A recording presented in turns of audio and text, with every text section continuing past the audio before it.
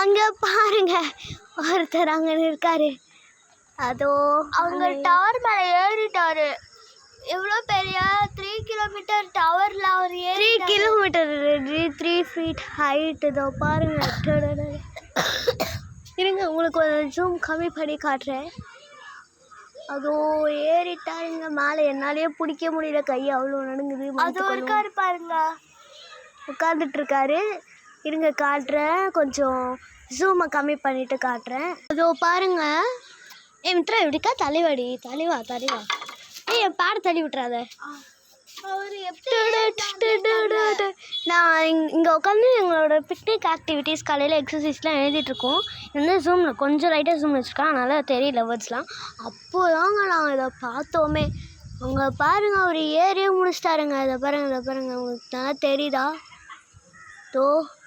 தெரியுதா?